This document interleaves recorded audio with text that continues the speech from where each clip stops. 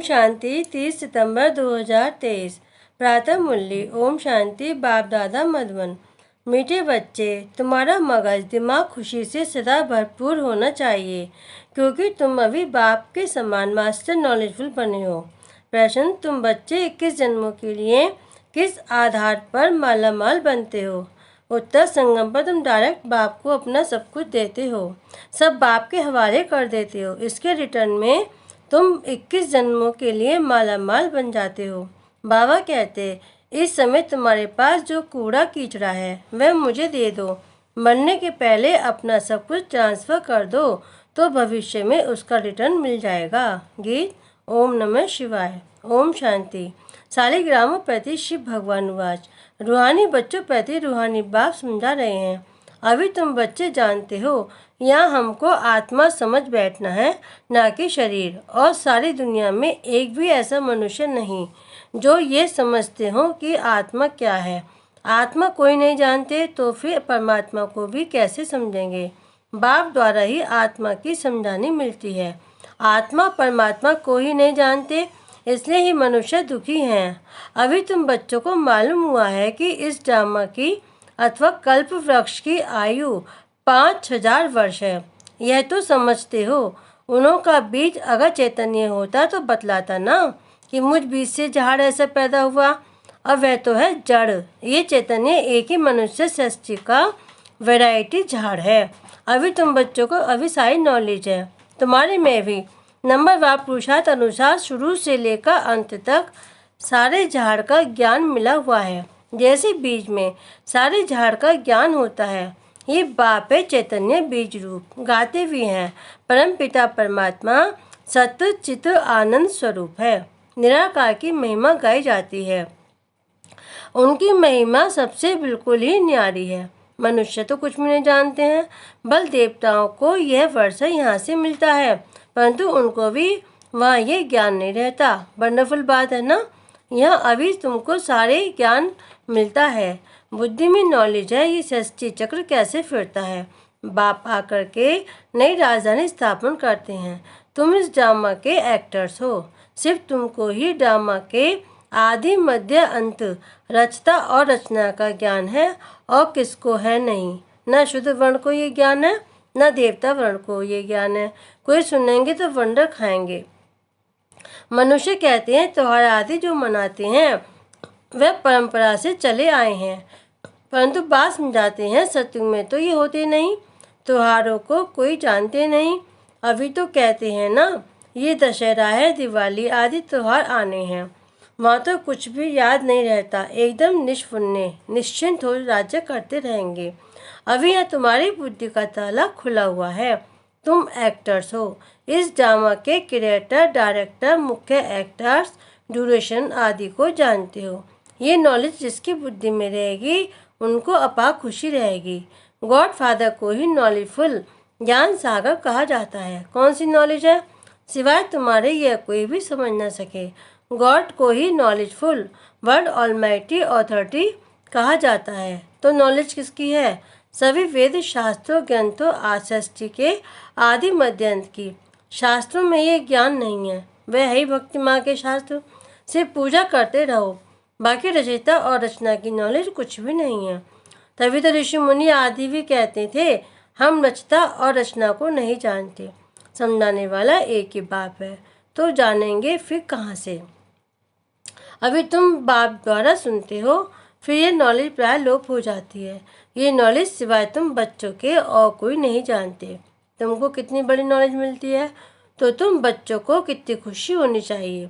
वह लोग डॉक्टरी आदि पढ़ने के लिए, सीखने के लिए विलायत में जाते हैं। तुमको तो यहाँ ऐसा बनाते हैं जो वहीं डॉक्टर आदि होते ही नहीं। बेहद का बाप जो नॉलेजफुल है, उनके द्वारा हम सब कुछ जान जाते हैं। उनकी हम संतान हैं, तो ज्ञान से मगर दिमाग कितना भरपूर रहना चाहिए, कितनी खुशी होनी चाहिए। ऐसी कोई चीज़ नहीं जिसको हम न जानते हों।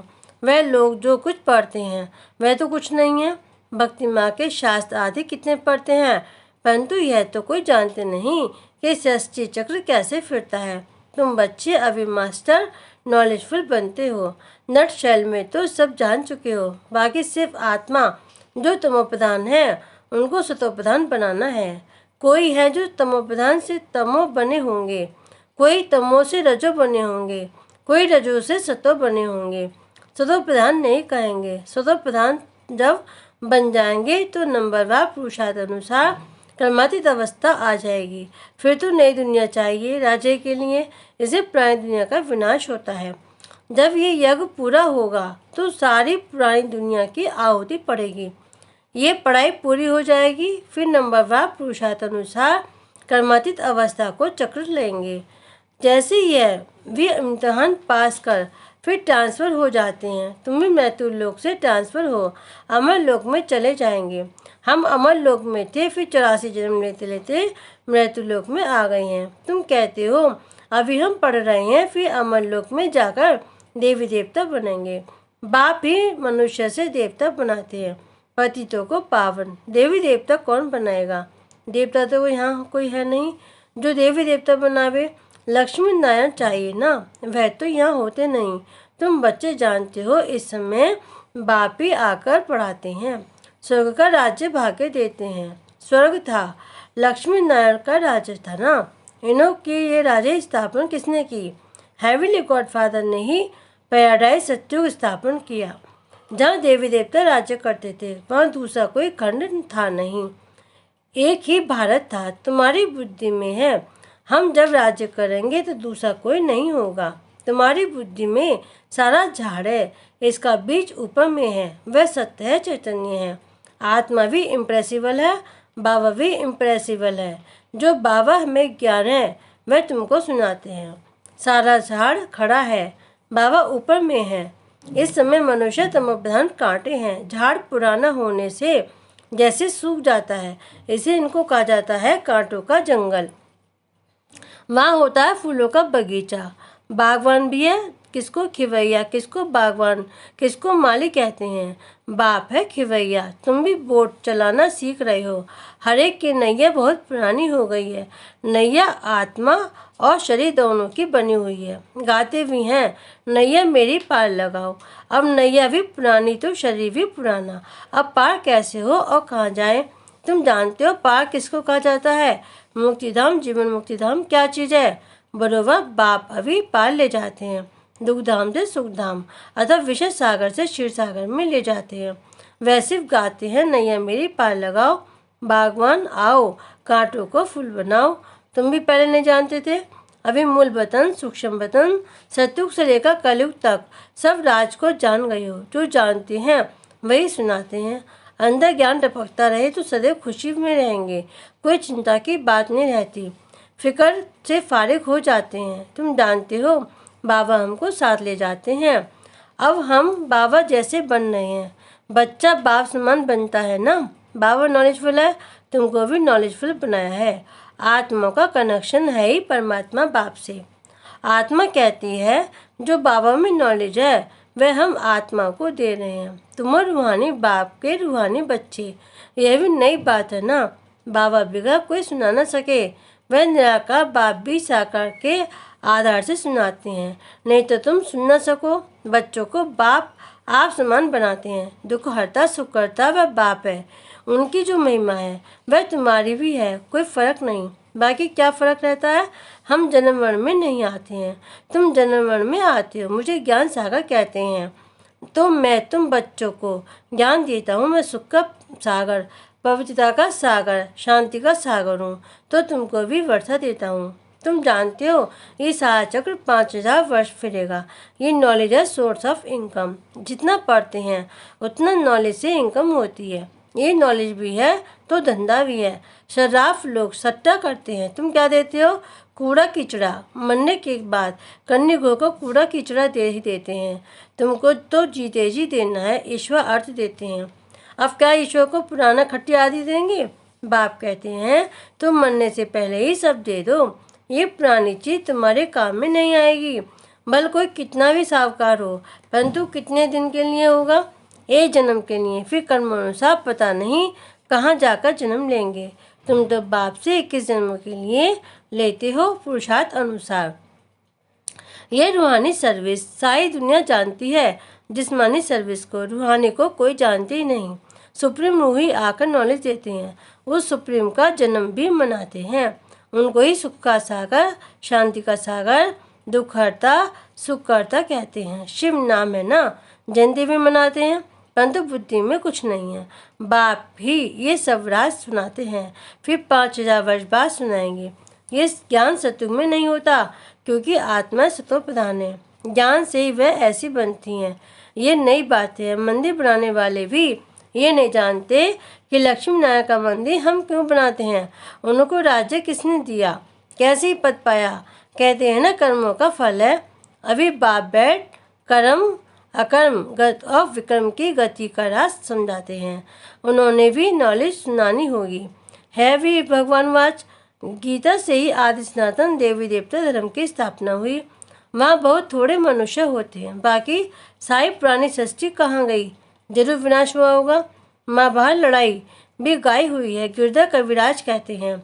अब गिरधर तो कहते हैं श्री कृष्ण को। कवि कौन है? शिव बाबा को कवि कहा जाता है। कवि अर्थात सुनाने वाला। तुम जानते हो आफतें आदि तो बहुत आनी है। पुरानी दुनिया के विनाश के लिए क्या क्या चीज़ें बना रहे हैं। ये वही महाभारत लड़ाई है, जबकि भगवान ने आकर रुद्र ज्ञान यज्ञ रचा है। भगवान यज्ञ किस लिए रचते हैं? यज्ञ रचाई जाता है सुख शांति के लिए।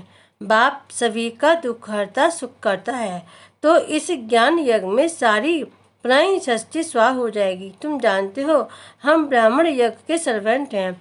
हम ब्राह्मण ब्रह्मा के सच्चे मुख वंशावली हैं, तो बाबा जो मुख से कहे वह मानना पड़े। श्री श्री की श्रेष्ठ मत हम श्रेष्ठ बन रुद्र की माला का दाना बनेंगे। सिजरा बनाते हैं, बांसवानी सिजरा, कृपाली सिजरा, तो ऊपर में है शिव बाबा, उनका है निराकारी सिजरा। निराकारी सिजरा व फिर साकारी सिजरा होता है। पहले नंबर में है प्रजापिता, तो वह हुआ जिस्मानी और वह रूहानी। रूहानी बाप आकर प्रजापिता ब्रह्मा द्वारा रचना रचते हैं। उनको बुलाते ही हैं, हे पतित पावन आओ, पुरानी पतित दुनिया को पावन बनाने आओ। नई नहीं बनाते हैं, पहला होती नहीं, तो ये वर्ड की जोग्राफी रिपीट होती है। ये 84 का चक्र फिर से शुरू होता है। बेहद के बाप से बेहद की नॉलेज मिलती है, बेहद का वर्षा मिलता है। बेहद के बाप को सब याद करते हैं। हे भगवान कहते हैं ना, हे ईश्वर, हे प्रभु कहने से कोई चित्र याद नहीं आता, निराकार याद आता है। कहते भी हैं भगवान को याद करो, फादर है ना। सब क्या है ब्रदर्स, आत्माओं के लिए कहते हैं सब ब्रदर्स हैं। तब पुकारते हैं, हे पतित पावन, दुख हरता, सुख करता, हे लिबरेटर आओ, हमको गाइड करो। घर भूल गया है, याद है परंतु हम जा नहीं सकते हैं। योग लगाने से जैसे गिरहत पड़ता जाता है। आत्मा विनाशी है ना, तो आत्मा की ज्योति सारी उझाई नहीं जाती है। तो अब योग बल का गिरहत डालना है सदैव के लिए। फिर दीपमाला सोजरा हो जाएगा। दीपमाला था घर घर में सोजरा, तो दीपमाला कहाँ होगी? सतयुग में, यहाँ नहीं। ये सब राज तुम समझते हो, तुम्हारे पास ब्लाइंड फेथ नहीं है। अच्छा, मीठे मीठे सिकिल्ले बच्चों प्रति माता पिता बाप दादा का याद प्यार और गुड मॉर्निंग। रूहानी बाप के रूहानी बच्चों को नमस्ते। हम रूहानी बच्चों के रूहानी बाप दादा को याद प्यार, गुड मॉर्निंग और नमस्ते नमस्ते नमस्ते। ओम शांति। धारणा के लिए मुख्य सार नंबर 1, चिंताओं से फ्री होने के लिए बाप समान नॉलेजफुल बनना है। बुद्धि में सदा ज्ञान का सिमरण करते रहना है। नंबर 2, रूहानी सर्विस का अपनी प्रारब्ध बनानी है। पुराना सब कुछ ट्रांसफर कर देना है। वरदान, सब प्रति शुभ कल्याण की भावना रख परिवर्तन करने वाले बेहद सेवाधारी भाव। मेजॉरिटी बच्चे बाप दादा के आगे अपनी यह आश रखते हैं कि हमारा फलाना संबंधी बदल जाए, घर वाले साथी बन जाएं, लेकिन सिर्फ उन आत्माओं को अपना समझ ये आश रखते हो, तो हद की दीवार के कारण आपकी शुभ कल्याण की भावना उन आत्माओं तक पहुँचती नहीं। बेहद के सेवाधारी सब प्रति आत्मिक भाव व बेहद की आत्मिक दृष्टि, भाई भाई के संबंध की वृत्ति से शुभ भावना रखते हैं, तो उसका फल अवश्य प्राप्त होता है। ये मनसा सेवा की यथार्थ विधि है। स्लोगन, ज्ञान रूपी बाणों को बुद्धि रूपी तरकश में भरकर माया को ललकारने वाले ही महावीर योद्धे हैं। ओम शांति।